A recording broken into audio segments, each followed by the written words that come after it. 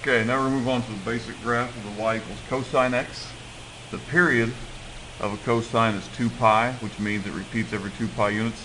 The amplitude for cosine is 1, which means it goes up to 1. So we'll put 1 there, negative 1 there. Stretch those out a little bit.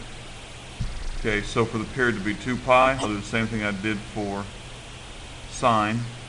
I'll divide this up into nice quadrantal equal sections here.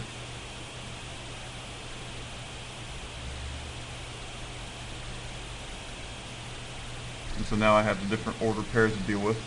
Since it's going to repeat, I'm just going to find all the different points here. So if x is 0, the cosine of 0 is 1.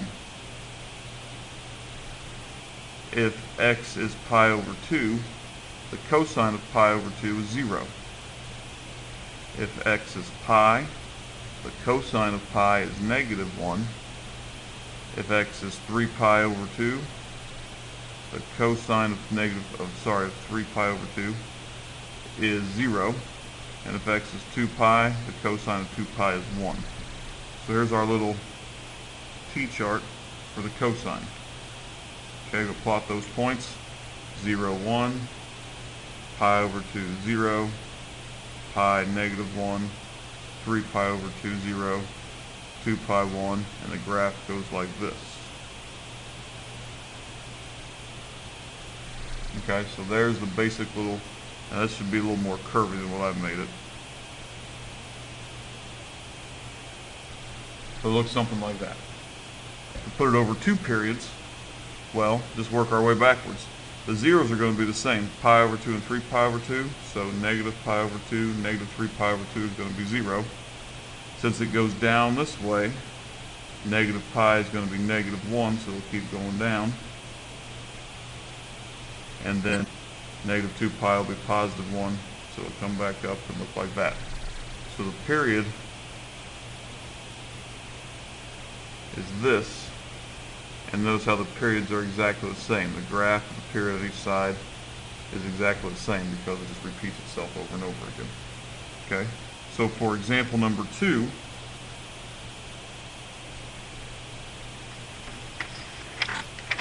we have y equals half cosine x. And I'm going to put that one in red. Y equals half cosine x. Notice the difference between cosine x and half cosine x is this half right here. What that means is the change in amplitude.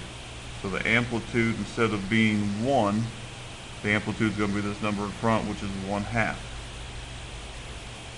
So I'm going to take these numbers, 0, 1, so 1/2 cosine x, multiply it by a half. So 1 times a half, 0 times a half, negative 1 times a half, 0 times a half, 1 times a half. So instead of being 0, 1, it's going to be 0/2. This point stays the same. Pi is going to be negative a half. 3 pi over 2 will be 0. 2 pi will be a half. And so it's going to look like this. It's the same graph. It's just been shrunk or squeezed down. Then put it over 2 periods. This one's going to come to 0. This will be at negative a half. 0, positive a half, and again you have the period repeats itself over 2 periods like that. So there's a graph of y equals half cosine x, and again it is in red. So that number in front is going to be what changes it. Go ahead and do y equals 3 cosine x on your own. See if you get it right. Press pause and come back.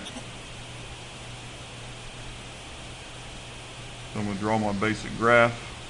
What I need, because this number is a 3, 1, 2, call that a 3, negative 1, negative 2, negative 3.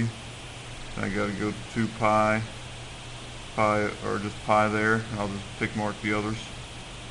2 pi, pi, there's pi over 2, 3 pi over 2, those are negative. So essentially what I do for 3 cosine x is, I'm going to multiply these cosines here by 3. So the cosine of 0 is 1 times 3 makes it 0, 3. The cosine of pi over 2 is 0. 3 times 0 is 0. And so on and so forth. So that makes that -3, that 0, and that's 3. And so here is the graph of one period of 3 cosine x. To get a second period, I'm going to take this, move it right over here. So it looks exactly the same. And so it comes back down, back up, and as you can see, we have the same thing repeating on each side of the x-axis there.